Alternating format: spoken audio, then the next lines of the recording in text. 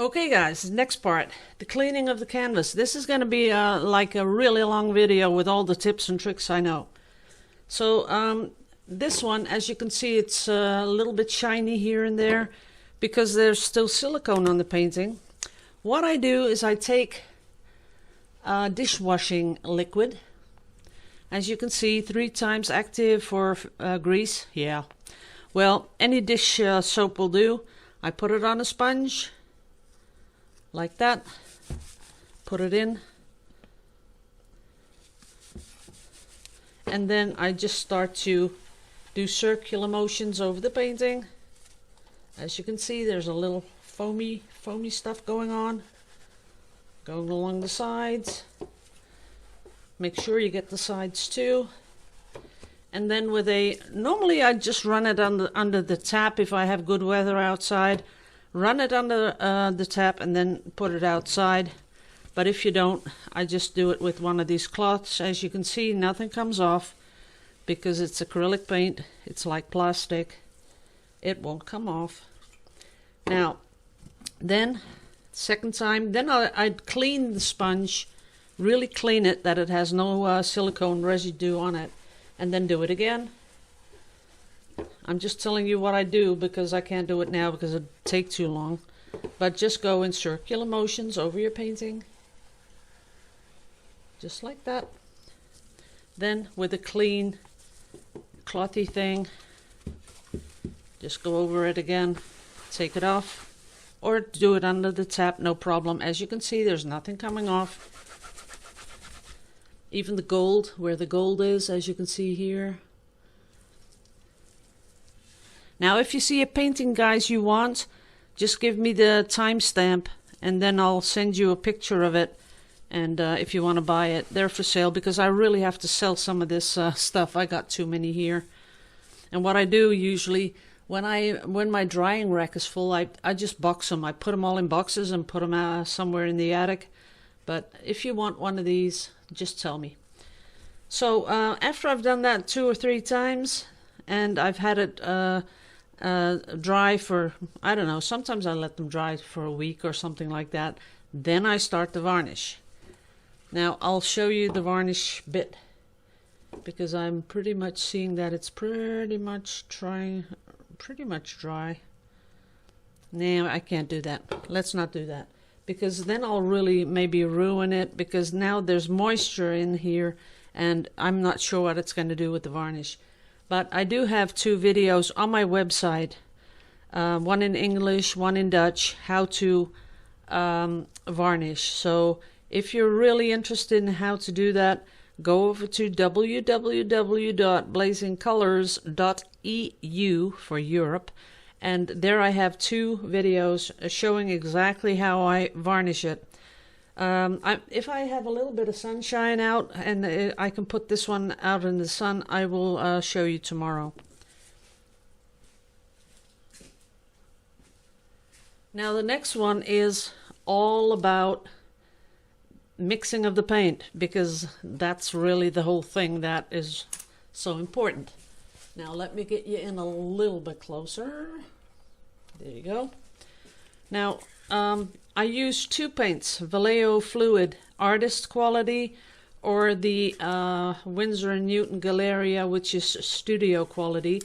Those are the 2 I use.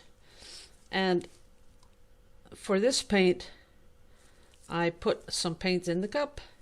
Not much, just a tiny little bit, as you can see here.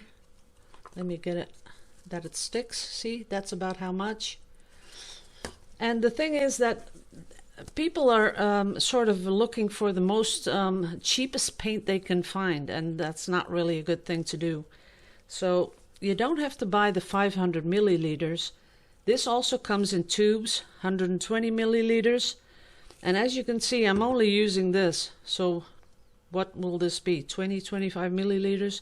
So if you buy tubes, you will see the difference, and you don't have to invest a whole lot of money.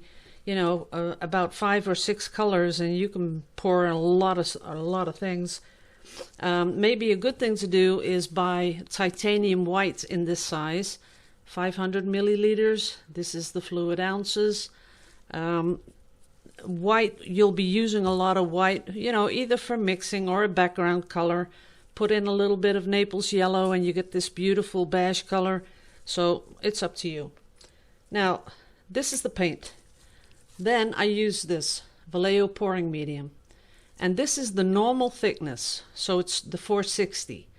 The other one, the extra thick, is for the fluid Vallejo, and that is 465. But this is the normal one. Now, what I do is I really just wing it, and I did give people the recipe, but it's about 40%. So I start off with the pouring medium. Then I sort of make sure that it's all nice and smooth. And there we go. I'm not going to really do too much stirring because I don't want that many bubbles in it, because I plan on using this today. So I'm really trying to stir it up real gently. Now, with this about, you know, and don't get all upset. If it's 30%, okay. If it's 45%, don't worry about it.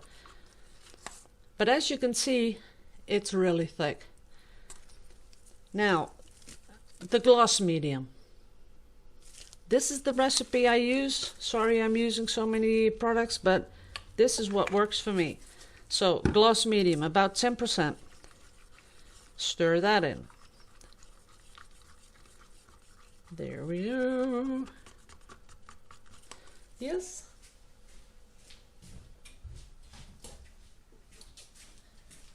Then I have an old bottle. As you can see, it says PVA.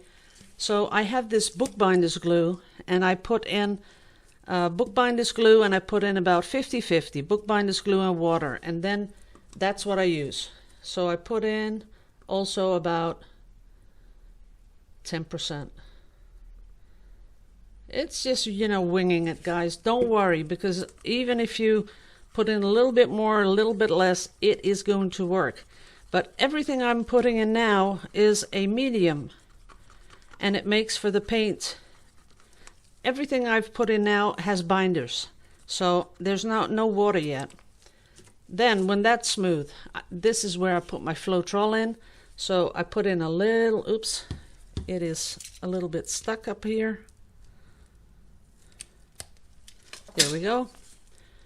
I put in a little bit of Floetrol, and why I do that is because I found that with a little bit of Floetrol you get, you know, those multiple rings around a cell, and I kind of really like that. Let me show you. As you can see here, it starts with a really little bit of orange. Then it has the beige ring, and then it goes to the cell which is green. And that's what I really, really like. Up here you can even see more colors.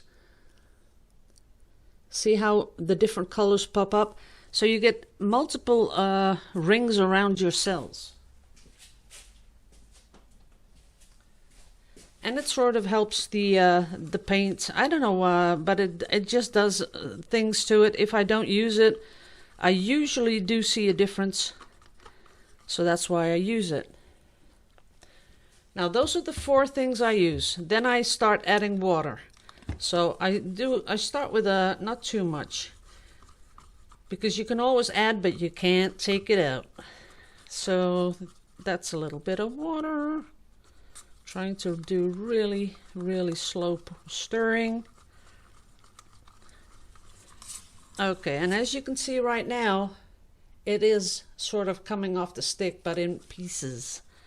Then I add a little bit more. Not really much, you know, it's just you know, just go by bit until you think, oh yeah, I'm almost there. And I think one more and I'll be there. So stirring it up.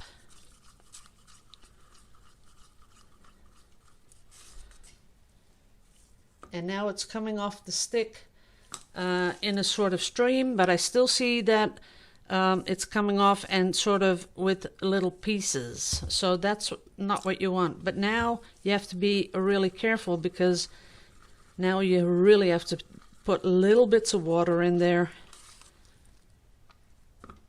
And it's almost there. You hold it up pretty high, and then you want one continuous stream. And if you don't see that, if it's still coming off in pieces, that's where you put a little bit extra water in it.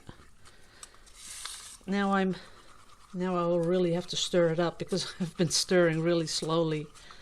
But I think that'll work out now. And now it's the perfect consistency. You can't really see it there. Someone asked me to, what does it do in the cup? Well, it does leave a little mound, but then it, goes flat. Within about 2 seconds, it's flat. You do see it drop on top. Let's see if I can get in there. But that's about it. But it's like, I always say, warm honey coming off a spoon. Warm honey has that really nice flow to it. There's no big bits in it. It's just flowing off like that, straight down. And that's when you know you got the perfect consistency. So that's how I mix my paints. Pouring medium. And Dick Blick sells pouring medium from Vallejo. So go over to Dick Blick and you'll find these. Pouring medium, the gloss medium. If they don't have gloss medium, Winsor & Newton has gloss medium, as long as it's gloss medium. Then we have the PVA, bookbinder's glue, 50/50, water bookbinder's glue. And then I have my little bottle of Floetrol, which I add a little bit just, for the way it acts with cells. So that's it. That's how I mix my paints. The cracking issue. The cracking, if you're using this mixture that I just showed you, you won't have any cracking, because there's so many binders in there, and so much, that is in paint that it won't crack. If you don't use mediums and you're only putting in lots and lots and lots of water, and it's still thick, the paint is still thick, so there's a really thick. See, a Dutch pour, they put in a lot of water, but it's really thin and it'll just spread out over your canvas. But if you only use water with acrylic paint and you have thick paint and you have like this layer on your canvas, it's going to crack, because the top layer is going to be drying faster than the bottom layer, and that's when stuff starts to crack. So if you have an air conditioner in your studio, and that pulls out the moisture out of the air, because that's what an air conditioner does. All it does is take out the moisture, and that's why we feel that it's cooler. That's something that you have to think about when you're having a lot of paintings drying. So then the top will dry much faster than the bottom. That's it. Another thing that people sometimes do, see, these push pins, I leave them in when I let something dry. So what happens is you have an airflow going underneath your painting, and that's a good thing, because then it pushes the moisture under your canvas, so you have less chance of cracking. Some people don't have push pins, and they lay down their canvas on something, where they dry it, and then you have, the same thing. So top will dry faster than the bottom, chance of cracking. It's not rocket science. So you have to remember that some people never have a problem, some people always have a problem. And it has a lot to do with the air quality, the humidity, the temperature, the circulation of air around your canvas, all those kinds of things. But mostly the quality of the paint and the mediums you put into the paint. So that is that. Now, this was the one with the with a lot of the Pearlex and mica in the paint. As you can see, it's pretty shiny. There's a lot going on about that, even on my Facebook group. If you want to go over to Instagram, you will find, and you can search for Shelly Art. She does a lot of those at the moment, and she makes beautiful ones, really. It will just, blow your mind how beautiful they are. The thing is that, you know, you can ask a lot of questions, but she's not going to answer. And sometimes we have to respect that. There are artists that really, you know, that's their livelihood. That's like Arthur Brothers. He does amazing stuff, but he will not tell you what he puts in his paint, how he does it. He will not show how he does it. And you have to respect people that, you know, have come up with something. They may have worked on it 2 or 3 years, who knows. And then they show you their art, and the first thing people want to do is, you know, recreate it. And I can understand that then they think, no way is that going to happen. I'm not going to tell you what I do. Now, Shelley art, sometimes she says a couple of things that she does. She uses the Boom Gel Stain paint from Australia. She with this type of painting, she has told a couple of people that she does use Pearl-Ex for these colors. This is also Pearl-Ex. Most of them is Pearl-Ex. But, you know, she's not there to educate you to do the same thing she does. And please respect people that don't want to do that. You know, I don't mind. I have another job, right? I've told you guys that so often. I have a real normal job, you know, where I go to work and I punch in the punch card. Well, not really. But, you know, but people that really depend on their art for income, I understand that they just say, you know, sorry, but I'm not going to tell you how I do it. That's the way the cookie crumbles, peoples.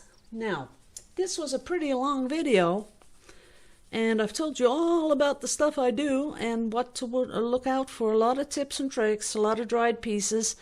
I did want to do a little bit about the resin, though, because I'm sure you all remember this one.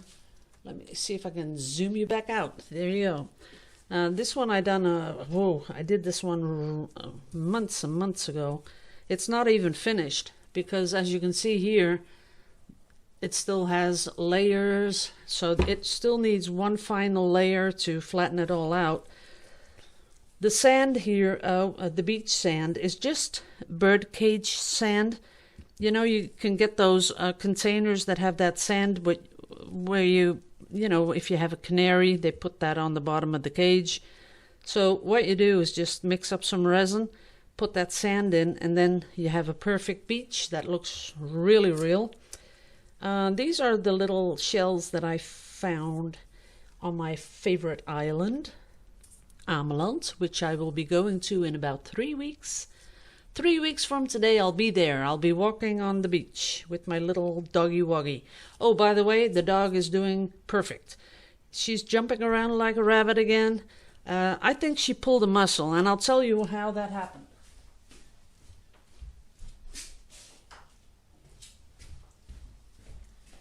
Okay, this is what happened. I was cleaning my paintings, right, outside with this stuff.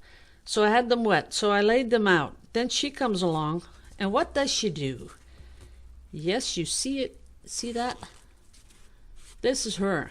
She put her hind leg on here, and because of the push pins, this thing started to slide over my ceramic tiles, which I have outside, and I think that's what caused her to pull a muscle in her hip. So that's what happened. She went straight through. So now, well, I'll have to make something out of this. I'm going to just take this off, I think. Yeah. But I think that's when she pulled the muscle. So I'm just going to do that. Yeah, I can do that. And that's what happened. But she's jumping around like a rabbit. Nothing going on. And I'm so happy. I really am relieved because I thought, you know, there's something really wrong now. And, you know, I would have canceled my vacation because, oh boy, she's everything to me. But she's jumping around like a rabbit, so over 3 weeks we'll be on our island and I'll be walking on the beach with her looking for these tiny little shells. And I'm not sure if you guys have, no, of course not, you don't all live close to the sea. So I'm going to try and get a lot of these little ones. and then maybe I can, ooh, how am I going to send them? Because if I put them in an envelope and that postman guy, you know, just stomps on them, they're going to be, you know, nothing. They're going to be broken. Maybe I can get some little, oh yeah, I can get some little containers. I think I can do that. Yeah. And I can put those little shellies in there, and someone that wants them and doesn't live close to the beach and wants to put them in jewelry or in something like this, yeah, that's going to work out. Now, I see a lot of people starting resin. And what they do, I see the first question that pops up is, can I put acrylic paint in my resin? Yes, you can, but you're not going to get this. You're going to get something totally different.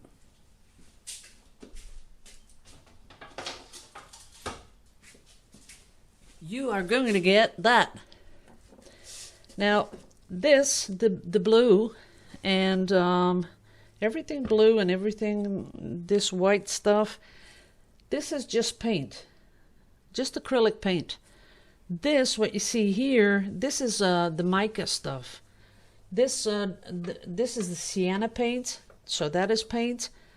But everything that makes it really pop and really that shiny stuff, that is mica. I'm not sure. I'm going to try and get you in really close. Wait a minute. See if you can get... See how it spreads out? This is mica. And everything that is opaque, that is paint. So what you don't want is putting only opaque paint in a resin, because it's really ugly. Don't do it. It doesn't look good. And I'm pretty sure it's not what you're expecting it to be, because what you want is something that looks like this.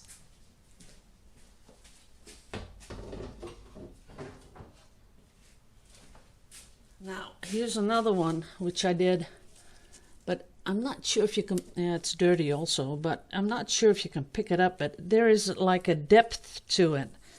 And even here with the gold in it, this is what you use for resin. It's all the sorts of mica stuff.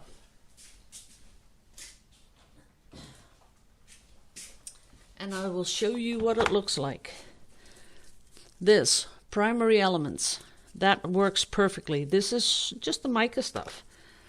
As you can see, this color is in here.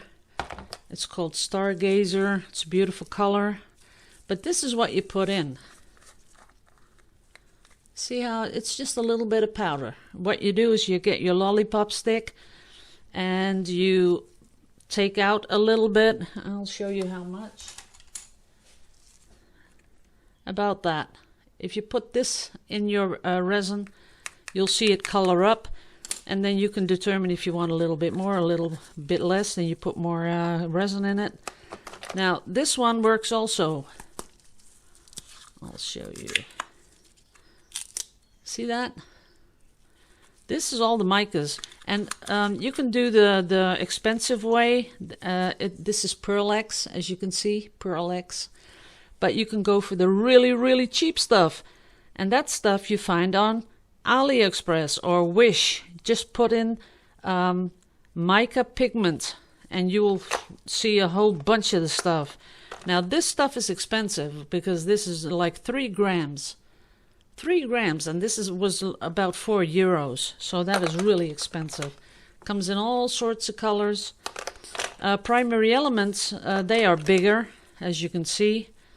I'm not sure if it says how much is in here. I think something like, I don't know. Well, let me see if it's on there. Nah, I can't see it.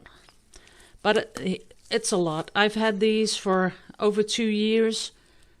And if you want a good, how do you call it? Buck for your money, money for your buck. Yeah, money for your buck. This is it. And of course, if you can wait a long time, just order it from AliExpress or Wish. They have a lot. Now, this company, this is Color Art with the E at the end. I'll put the link to this under my video in the first comment, because otherwise people can't see it. I'll put it in the first comment. Now, this is the website. So just pause the video, write it down, go over there. This they made specially for resin. So I'll show you, it's even bigger. And this is the stuff that you put in there to get these amazing effects. I might do a resin one tomorrow. Whoops. I might do one tomorrow. Yeah. I'll have to see if I got something to pour it on. I think I have some more of that board. Maybe a few small ones. I was looking for plexiglass, but then round, so that I could, you know, drill a hole in and make a sort of a mobile. That would, I was going crazy, but I can't find it. Now, also what you can put in is this kind of stuff. This is just glitter. This is nail art glitter. If you go to AliExpress or Wish and you put in nail art glitter, you get this. And also this is stunning in resin. Really beautiful. But back to the resin art luster pigments. This is really big and you can go a long way with these colors. Go over here to www.colorart.com and you can find both the primary elements and this one.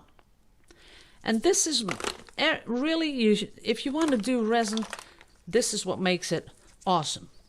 Now, what you also have is a stone coat. You have stone coat resin. And stone coat resin also has this white stuff. I'll show it to you. It's not mica, but it's fluid, as you can see.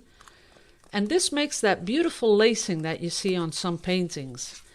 So this, they call it base tint, stone coat, this white base tint. So you pour your resin, then pour a line of this, the white stuff, and then with the really warm paint stripper or hair dryer, you blow it over the rest of your color, and then you get all those beautiful, yeah, sort of a wave effect, you know, with the cells in it. So that's what you can do if you want to do this beach and you want really those wavy things. I might do a layer over here tomorrow. Yeah, I think I will, just to show you guys how this works. Now that's pretty much it. And of course you do this in a couple of layers. Usually, you know, if you just want a nice effect, you can do it in one go. But if you want a nice beach scene, usually they do it in a couple of layers. You know, you'd put down the sand first, then start with the darker color in the back, because that, you know, resembles the depth of the water, and then go like that. But as you can see, it looks really cute. Once it's finished, it'll be...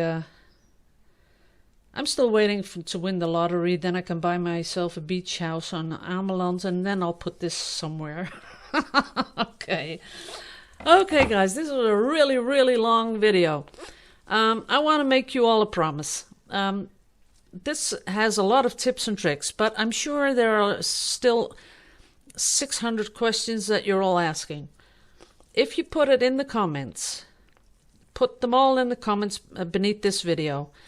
I will write them all down, and every time I have 20 questions, I will do a new video and answer your questions. Okay? Now, that was it. I'm going to clean everything up because I took a lot of stuff and now I've got to put it back. And I'm going to do another bottle cap pour, because you guys love that so much. And really, it blew me away a little bit too. Yep. Gotta say that.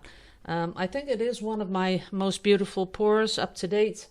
And what I'd like to do is one with a white background, but a lot of blues like the ocean. And I'm going to see how that's going to work out with the bottle cap pour.